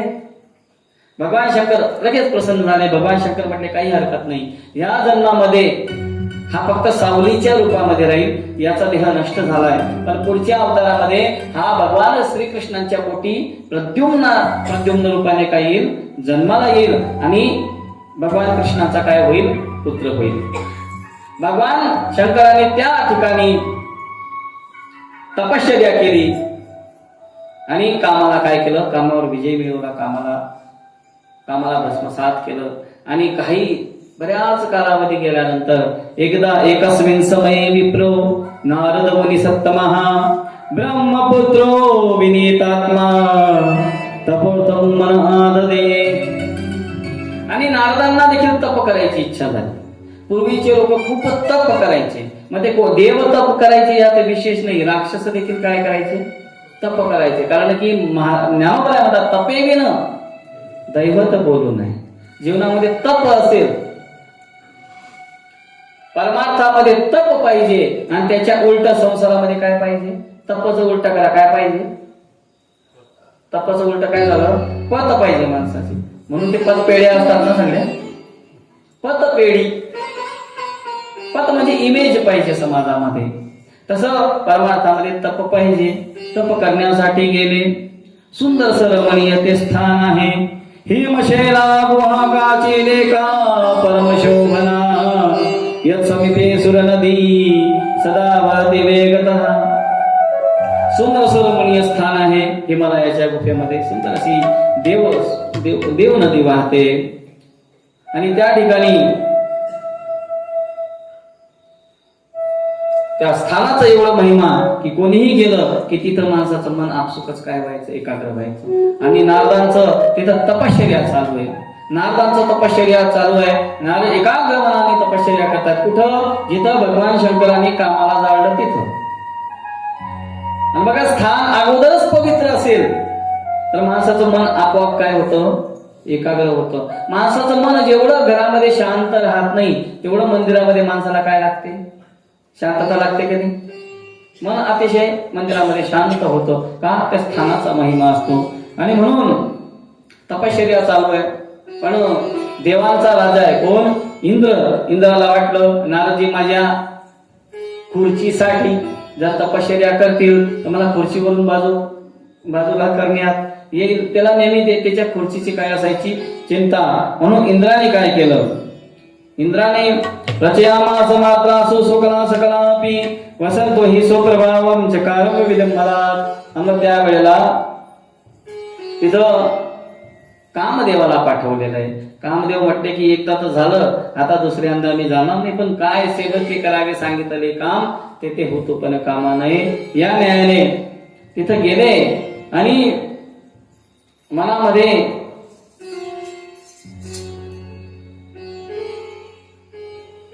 भगवान परमात्माचं ते चिंतन करताय. पण तिथं कामदेव आला आणि कामदेवाने काम निर्माण करायचा काय केला? प्रयत्न केला. काम निर्माण करायचा प्रयत्न केला. पण ती जागेचा प्रभाव आणि त्या नारदांचा प्रभाव ही त्यांच्या मनामध्ये काम निर्माण झालाच नाही. पण ज्या वेळेला तो कामदेव घाबरायला लागला त्यावेळेला नारद म्हटले, बाबा काळजी करू नको, मी तुला काही करणार नाही, मी तुला शाप देणार नाही, तू काय हो आता सुखरूप इथून निघून जा. असं म्हणून तिथून निघून गेले.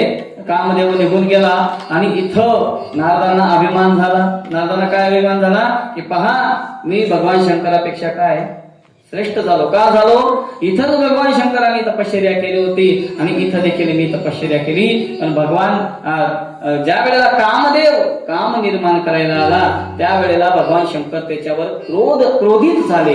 पण मला काम तर निर्माण झालाच नाही पण क्रोधही निर्माण झाला नाही. भगवान शंकर रागवले, मी रागवलो नाही म्हणून मी काय झालो? भगवान शंकरापेक्षा श्रेष्ठ झालो. असा अभिमान कोणाच्या मनात आला? नारदांच्या. आणि भगवंताचा स्वभाव आहे, तिळ मात्र जरी होय अभिमान मीरू तो समान भार देवा. आणि कसं असतं, कामावर विजय मिळवलाय, आता आपण केलेली गोष्ट जर चार चौघांना सांगितली नाही तर आपल्याला हे काही बरं वाटत नाही. नाही, आपण कोणतीही गोष्ट केली तर लगेच लोकांना आपण सांगत राहतो. कारण की जोपर्यंत लोकांना सांगणार नाही तोपर्यंत माणसाला समाधान होणार. हा जीवाचा काय स्वभाव. सगळे स्तुतीप्रिय असतात. सगळ्यांना वाटतं आपलं कौतुक झालं पाहिजे, आपल्या कामाचं काय कौतुक झालं पाहिजे. खरंय का?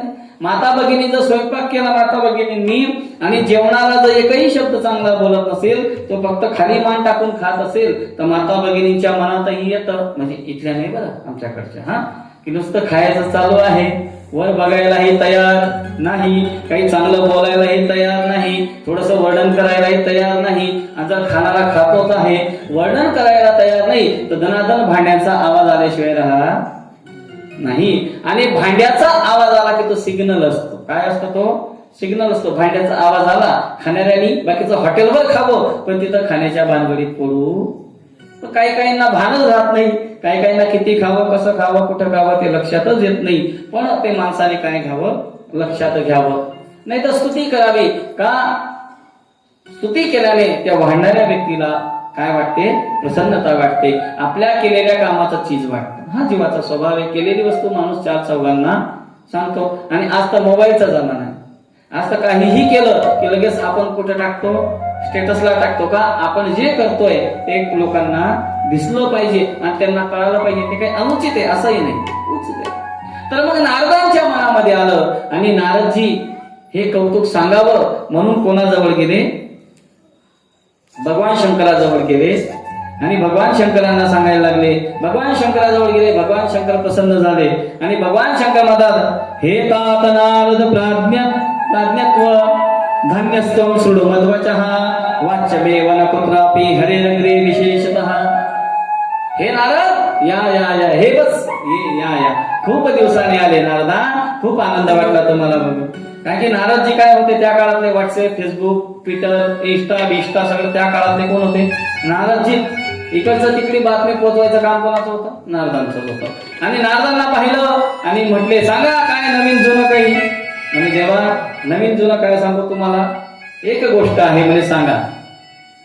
म्हणजे मला सांगायचं होतं की मी देखील तुमच्यासारखी तपश्चर्या केली. म्हणजे वा वा वा वा, चांगली गोष्ट आहे. आणि कामदेवानी माझ्या मनामध्ये देखील काम निर्माण करण्याचा प्रयत्न केला, पण देवा मी त्यांच्यावर रागवलो नाही, मी कामावर काय मिळवला? विजय मिळवला. असं ज्या वेळेला नारदजींना वेळ होता तसा, जाऊ दे आता, काही हरकत नाही. बरं आहे का म्हणून वाले? आणि नारदजींना भगवान परमात्मा सांगतायत की तुम्ही मला सांगितलं, काही हरकत नाही, चांगली गोष्ट आहे, पण तुम्ही भगवान विष्णूला सांगू नका. कारण की देवाला माहिती, भगवान भोलेनाथाला माहितीये की मी ऐकून घेईल, पण भगवान विष्णू मात्र यांची जिरवल्याशिवाय राहणार. पण माणसाचा स्वभाव आहे, जी गोष्ट माणसाला नाही सांगितली, माणूस ती गोष्ट मुद्दाम केल्याशिवाय राहत नाही. आणि म्हणून नारदजी भगवान विष्णूकडे जायला लागले, तुम्ही ग्रहण मारून या. आणि भजन काय करतात? नारायण नारायण श्रीमन्नारायण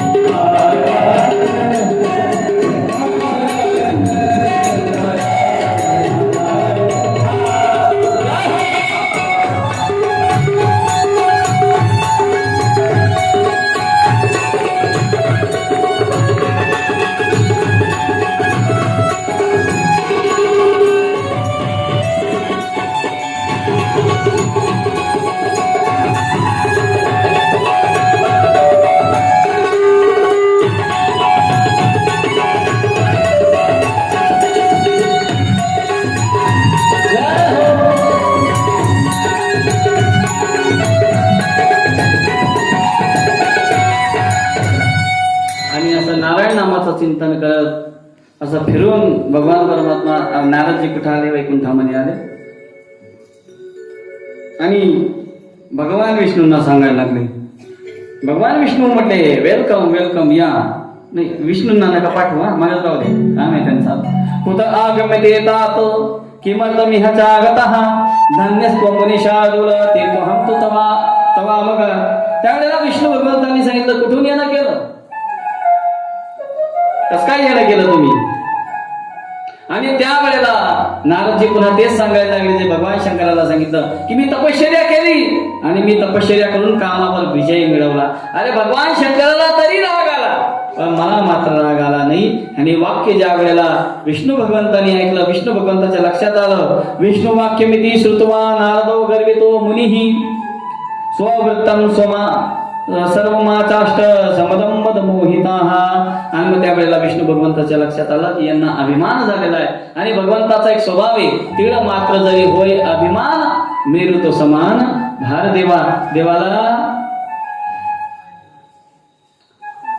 नारदांचे पाय तसे दुखत नाही, नारदांचे पाय पण असू दे, आता काय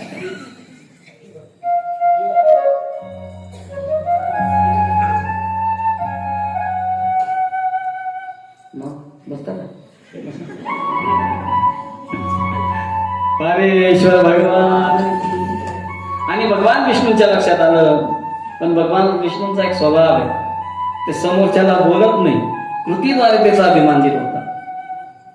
आणि म्हणून प्रसन्न झाले देवदेव. आणि मग त्यावेळेला ते प्रसन्न झाले, म्हटले नारदा, अरे वा, तुम्ही तर भगवान शंकरापेक्षाही काय झाले, श्रेष्ठ झाले, चांगली गोष्ट आहे. खूप कौतुक केलं, खूप कौतुक केलं, खूप बोलवलं. आणि बोलवल्यानंतर अभिमान झाला नारदांना. आणि नारद जाऊन जिकडं तिकडे हेच सांगायला लागले, मी कामावर विजय मिळवला, मी कामावर विजय मिळवला. आणि सत्य शेवटी भगवान विष्णू विचार करतात, देव देव महादेव प्रसीद परमेश्वरी, धन्यस्तम शिवधन्याते माया सर्व मोहिनी. त्यावेळेला ते म्हटले, हे देव, हे महादेव, हे भगवान शंकर, तुम्ही धन्य आहात आणि तुमची ती माया ही धन्य आहे. त्या मायेने या नारदांवर एवढा प्रभाव टाकला आहे की त्यांना अभिमान झालाय आणि ते स्वतःला तुमच्यापेक्षा श्रेष्ठ ठरवत आहे. पण भगवान शंकराच्या प्रेरणेने भगवान विष्णूंनी एक लीला केली. ज्या रस्त्याने ते जात होते ना, पालखेडकडून ते समृद्धीकडे जात असताना मार्गामध्ये तत्र राजा शिलनिधी नामैश्वर्य समन्वितः सुता स्वयंवरो युक्तो महोत्सव समन्वितः.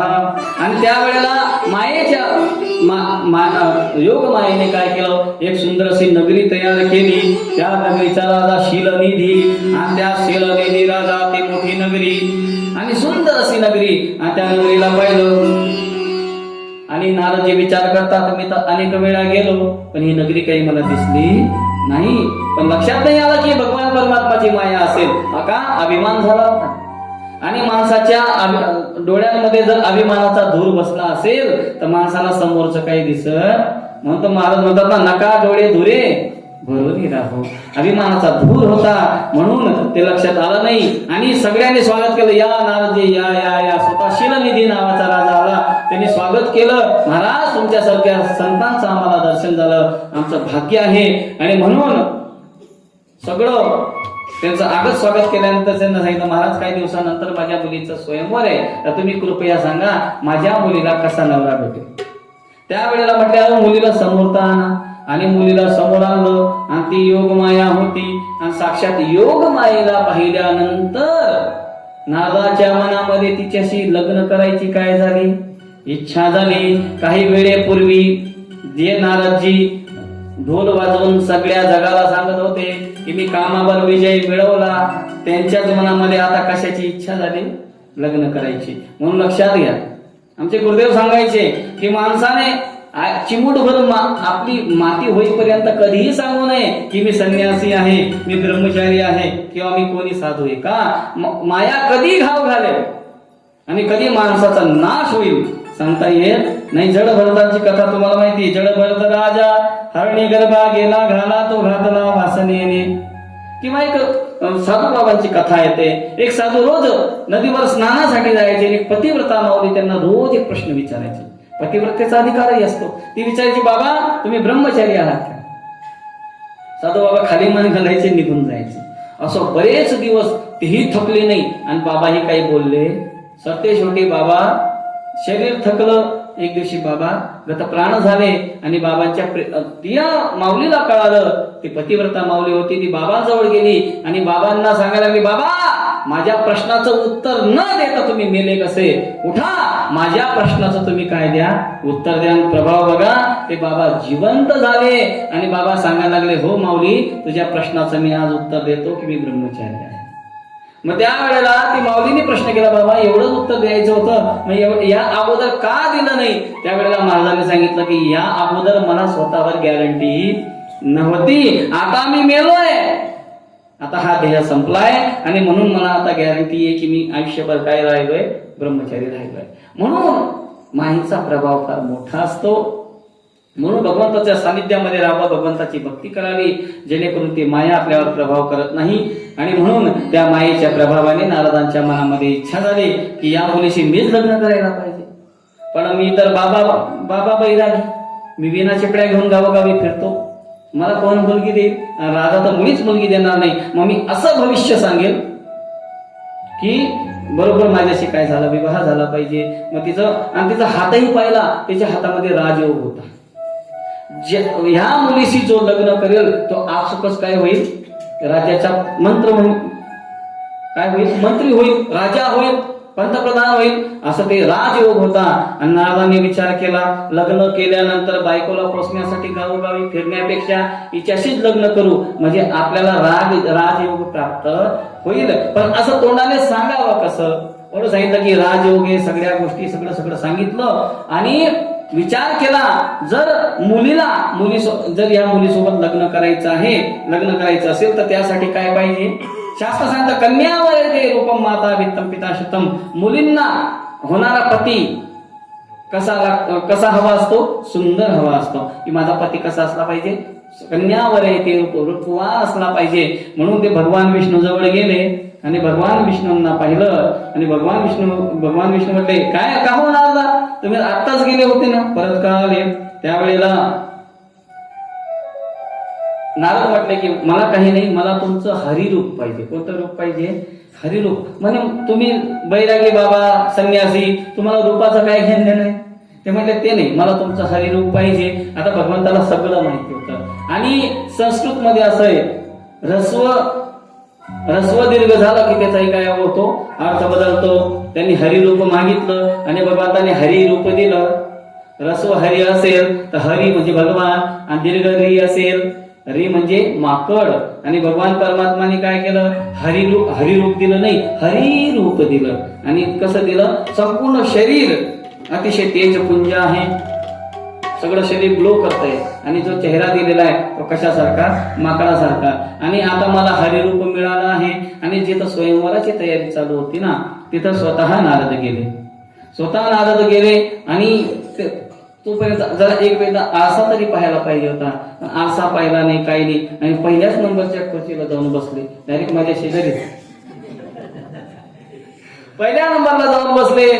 आणि जे भगवान परमात्माचे जे पार्षद होते ते त्यांच्या आजूबाजूला जाऊन बसले.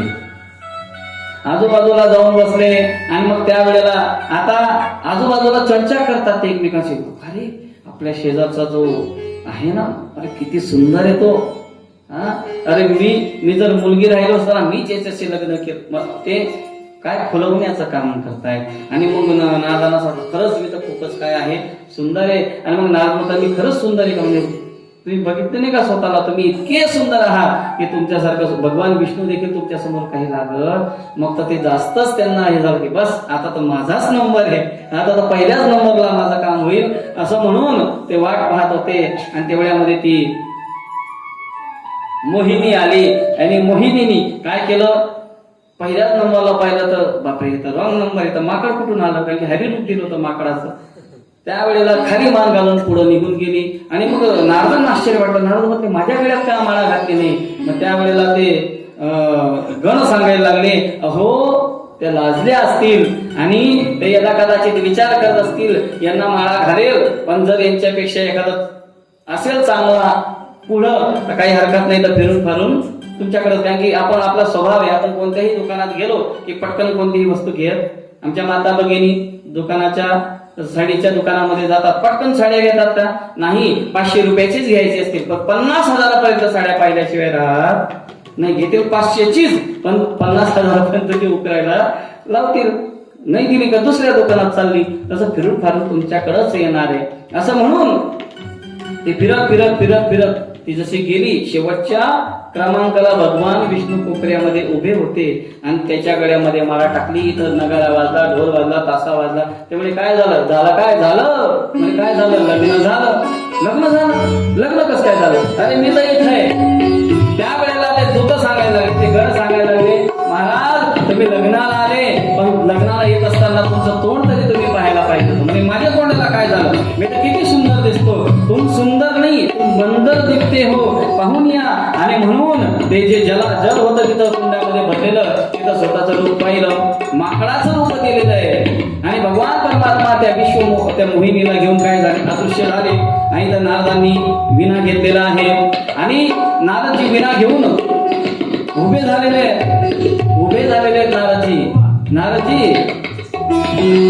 नारदजी उभे झालेले आणि रस्त्याने जात आहे. आणि भगवान रस्त्याने जात असताना अतिशय क्रोध आहे, मान आहे, डोळे लाल बंद झालेले, संताप आलेला आहे. आपले नारद शांत आहे, पण त्या नारदांना काय आलेलं आहे? अतिशय रागावलेले. आणि त्यावेळेला भगवान विष्णू अचानक समोर दिसलेले आहे. भगवान विष्णू समोर दिसलेले आहे. भगवान विष्णू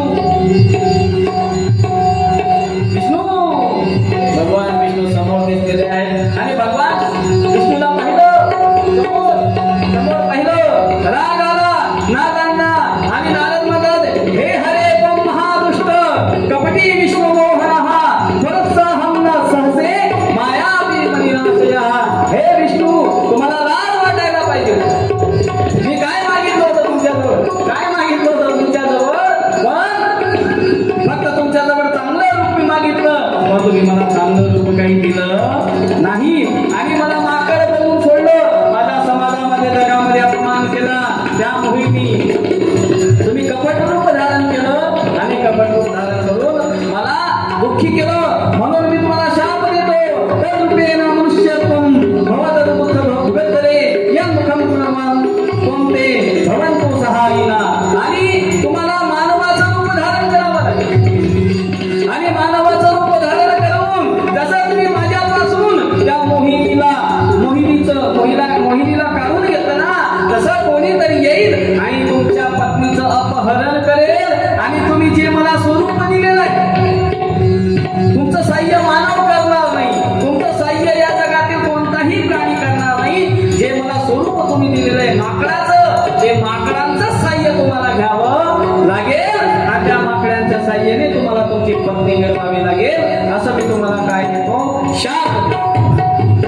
बोल भक्तवत्सल भगवान की जय. असा शाप दिला.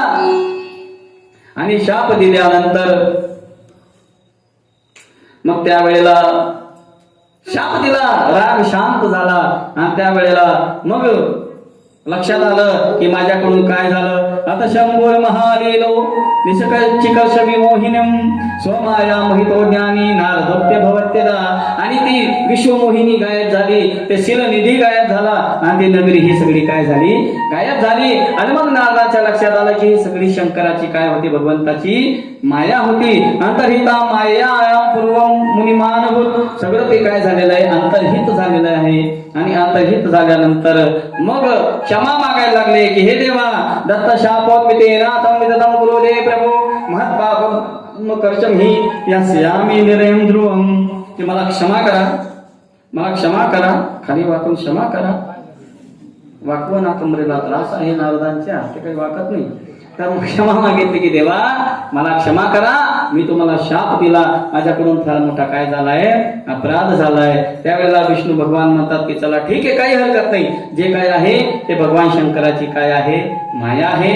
आणि त्या माया तुम्हाला अभिमान झाला होता आणि भगवान शंकरांनी मला प्रेरणा दिली, तो तुमचा अभिमान घालवावा, त्यासाठी मला हे सगळं करावं लागलं. अरे नारदा, तुम्ही भगवान शंकरापेक्षाही स्वतःला श्रेष्ठ ठरवत होते, म्हणून ही तुमची काय झाली? गती झाली. तत्वा स्वसंशयं सर्वं गायं शंकर सद्यसः शतं नाम शिवस्तोत्रं सदानन्य मतिर्जप. त्यावेळी त्यांनी सांगितलं आता जे झालं ते झालं. एकदा भात्यातून बाण निघाला आणि एकदा मुखातून शब्द निघाला की तो कधीही परत घेता येत. आता जे झालं ते झालं, तुमचा शाप मी भोगेल. तेच मग राम झाले होते, ते सगळ्यांना माहिती आहे. तुमचा शाप मी भोगेल, पण आता तुम्ही काय करा? तुम्ही अद्य प्रभूती यत्नेन सावधानो यथाविधी सांबम सदाशिवम भक्त्या भजम नित्यम महेश्वरम. मग तुम्ही काय करा, तुमच्याकडून जो आता अपराध झालाय त्या अपराधाच्या क्षमेसाठी तुम्ही काय करा, भगवान शंकराचं नित्य काय करा, भजन करा. आणि अपार मस्तकम सम्यक भस्मनोत्फुल्ल सादरम सर्वश्रुती सुतम शैव मंत्र जप षडक्षरम. आणि तुम्ही काय करा, भस्म धारण करा, गळ्यामध्ये रुद्राक्ष धारण करा आणि षड अक्षराचा काय करा, जप करा. आणि षड अक्षरांचा जप केल्यानंतर साक्षात भगवंताचा तुम्हाला काय होईल, दर्शन होईल असं भगवान विष्णूंनी सांगितलं. आणि मग सर्वांगेशु प्रयत्नेनं रुद्राक्ष शिवलोकयन. आणि मग त्यावेळेला नारदाने भस्म लावलेला आहे आणि ते कथा फार विस्ताराने चला, पण काही हरकत नाही, तर ते धारण केलेलं आहे. आणि त्यानंतर एकांतामध्ये जाऊन नम शिवाय ओम नम शिवाय हरे हरे बोले नम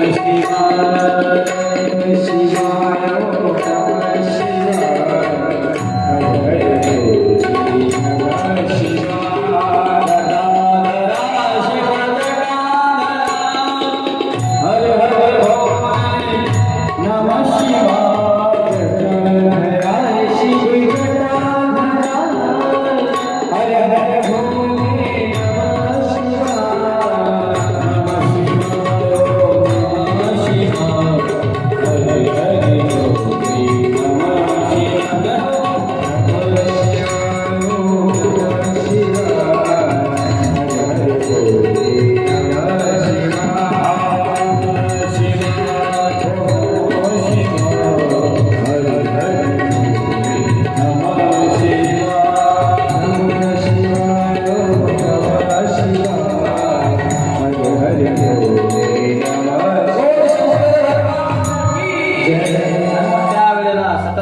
शिवाय शिवायचा जाप चालू आहे. आणि भगवान शंकर मग प्रसन्न झालेले आहेत. आणि भगवान शंकरांनी साक्षात येऊ द्या, साक्षात भगवान शंकर नारदांच्या समोर काय झालेले आहेत, प्रकट झालेले. बोल शंकर भगवान की जय. आणि भगवान शंकर प्रकट झाले. नारदजी भगवान शंकराच्या पाया लागलेले आहेत.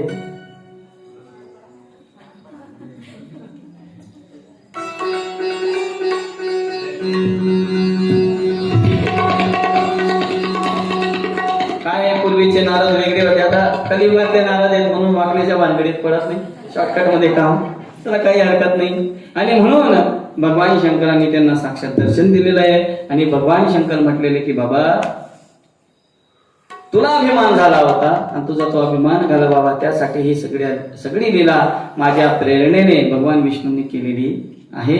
तर असे ही लीला भगवान शंकराची येते. आता उद्या सृष्टीचा विस्तार, त्याच्यामध्ये सती माताचा आणि भगवान परमात्माचा विवाह. आणि त्यानंतर पार्वती आणि सती माता अग्नीमध्ये स्वतःला समर्पित करते, ती कथा येते. त्याच्यानंतर पुन्हा भगवान शंकराचा आणि पार्वती मातेचा विवाह. बसून घ्या, आल्यावर पड्यावर कुठेही बसा, आपलं. तर उद्या लग्न आहे भगवान शंकराचं. तर लग्नाला जात असताना तुम्ही कसे जातात, असेच जातात का कसे, छान पैकी. उद्या सगळ्यांनी लग्न आहे भगवान शंकराचं आणि आपण सगळे वराडी आहोत. तर त्यामुळे सगळ्यांनी मस्त एकदम आनंदाने सजून धजून सगळ्यांनी विवाहासाठी उपस्थित राहायचं आहे. आणि जे या 5 दिवसात येऊ शकले नाही तर त्यांना आमंत्रण द्या, की तुम्हालाही आमंत्रण आहे की तुम्ही लग्नामध्ये काय व्हा, उपस्थित व्हा. तर उद्या भगवान शंकराचा विवाह आपल्याला साजरा करायचा आहे. आता आरतीची वेळ झालेली आहे म्हणून 2 मिनिटं नामचिंतन करू टाळी वाजून. आणि या सुंदर अशा झाकीसाठी सगळ्यांनी एकदा जोरात टाळी वाजवायची आहे.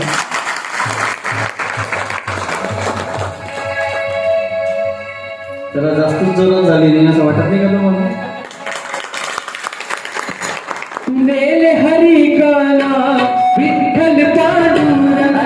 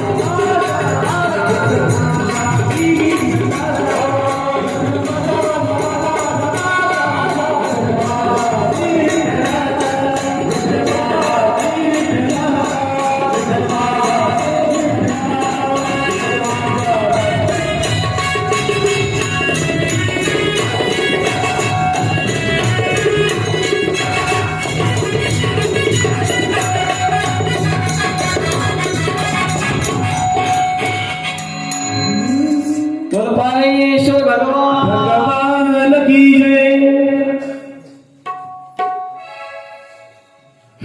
उठा ना.